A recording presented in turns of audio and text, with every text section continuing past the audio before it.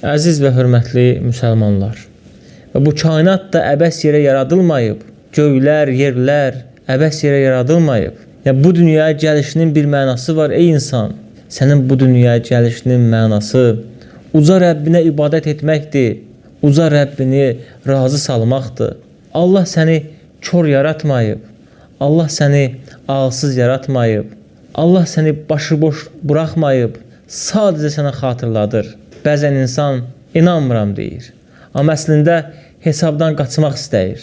Çünki insan məsuliyyət istəmir.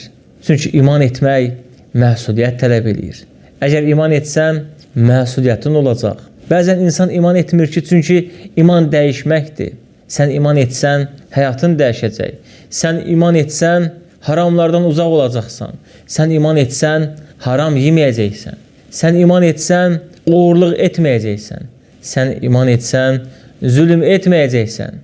Və sən iman etsən, rüşvət almayacaqsan. Və sən iman etsən, zina etməyəcəksən. Yəni, iman insanı dəyişdirir, amma nəfs isə insanı pisliklərə əmr edir. Ona görə bəzən insan iman etmək istəmir, özün dəyişmək istəmir. Çünki iman insanı dəyişdirir. Bunu sən anlamalısan, bunu bilməlisən. Allah səni hər gün çağırır. Hər gün səni çağırır.